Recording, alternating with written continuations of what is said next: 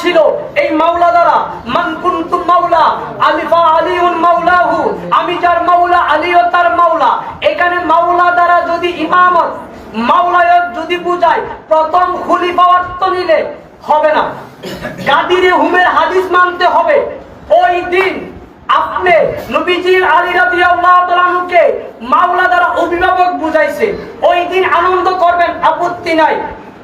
কিন্তু ঈদে গাদিরে হুম এটা আবিষ্কার করছে শিয়ারা, ঠিক 430 হিজরিতে এটা আবিষ্কার করছে।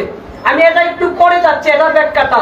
এবার আসুন, যদি আলী রাদিয়াল্লাহু তাআলা যদি প্রথম খলিফা হয়, ধরে নিলাম আবু বকর সিদ্দিক রাদিয়াল্লাহু তাআলা আনহু, উমর রাদিয়াল্লাহু তাআলা আনহু, উসমান রাদিয়াল্লাহু তাআলা আনহু, তাদের কথায় তারা জোর করে সিংহাসনে বসে, বলুন নাউজুবিল্লাহ নাউজুবিল্লাহ।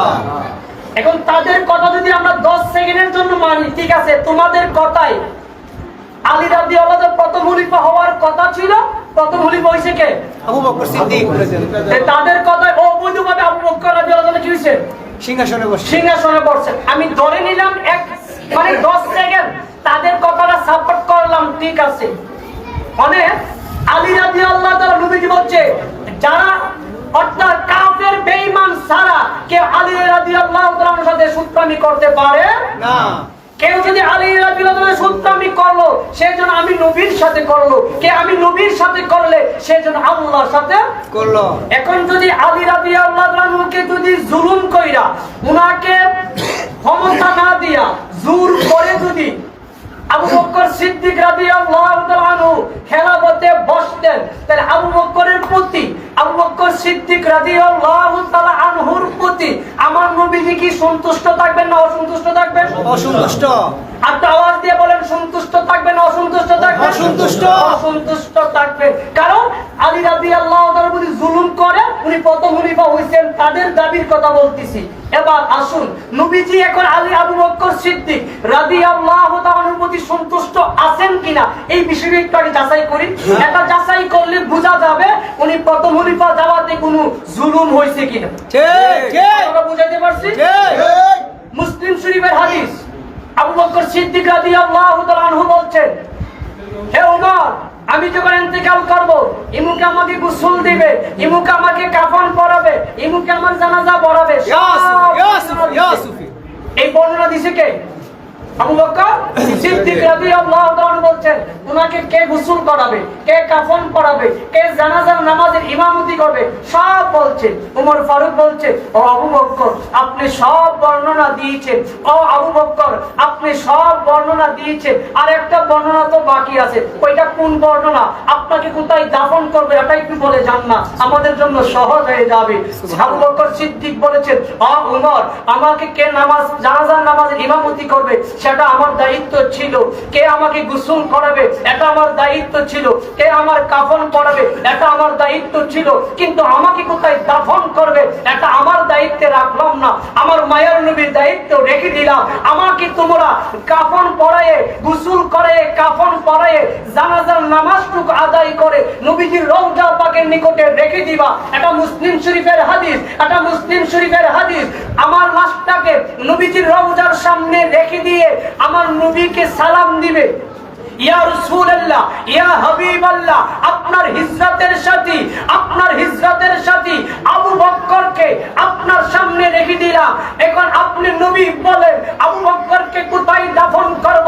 আবু বকর বলছেন, আমার নবীকে বলার পরে নবীজি যদি বলে যেখানে বলে সেখানে দাফন করবা, তিনবার বলার পরে নবী যদি রওজা মুবারক থেকে যদি কোনো জবাব না দেয়, তাহলে আমি আবু বকরকে মুসলমানের সবচাইতে নিম্ন একটা কবরস্থানে আমি আবু বকরকে দাফন করে দিয়ে বলুন সুবহানাল্লাহ। এখান থেকে একটা মাসালা সাবেত হয়, সাহাবীদের আকীদা কি ছিল? নবীজি রওজা মুবারক থেকে কথা বলার ক্ষমতা আছে না থাকলে কি আবু বকর এই ওসিয়ত করত? না। সাহাবীদের আকীদা নবীজি মরা নবী না জিন্দা নবী? জিন্দা নবী।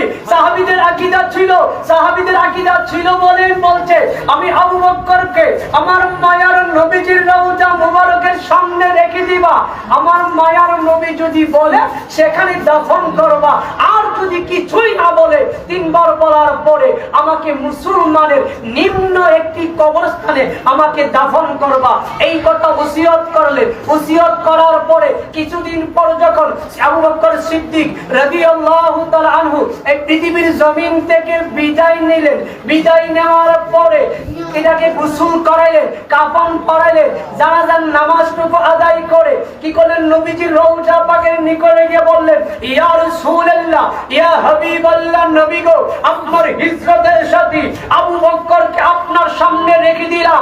আবু বকর বলেছে তার সবগুলো কাজগুলো আমরা করেছি তার ওসিয়তনামা অনুযায়ী, আর একটা কাজ আপনার উপরে রেখেছি। ইয়া রাসূলুল্লাহ, ইয়া হাবিবাল্লাহ, নবী গো, আপনি নবী বলেন আবু বকরকে কোথায় দাফন করব, আপনি যেখানে বলবেন সেখানেই করব, আর আপনি যদি সাড়া না দেন তাহলে মুসলমানের নিম্নমানের একটা কবরস্থানে আবু বকরকে দাফন করব। এইভাবে যখন নবীকে সালাম দিলেন, ইয়া রাসূলুল্লাহ, আপনার আবু বকর যিনি আপনি মক্কা থেকে মদিনায় হিজরত করবেন, একদিন নয়, 2 দিন নয়, 6 মাস পর্যন্ত যেই আবু বকর বিছানার মধ্যে পিঠ লাগান নাই, সেই আবু বকরকে আপনার রওজার পাশে এনে রেখে দিলাম। ইয়া রাসূলুল্লাহ, ইয়া হাবিবাল্লাহ, আপনি ফয়সালা করুন, আপনি ফয়সালা করুন, আপনার আবু বকরকে কোথায় দাফন করব। কথাটা বলতে দেরি নবীজির রওজা মুবারকের দরজা মুবারক অটোমেটিক খুলে গেল, আর রওজা থেকে নবীজি বলছে, বন্ধুকে বন্ধুর পাশে রেখে দাও।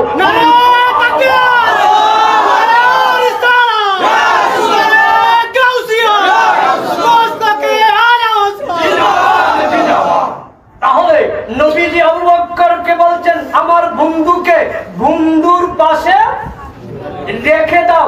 আবু বকর যদি জুলুম করে, আলী রাদিয়াল্লাহু তাআলা আনহুকে জুলুম করে যদি খলিফা হইতে, নবীজি এই কথা বলতেন না।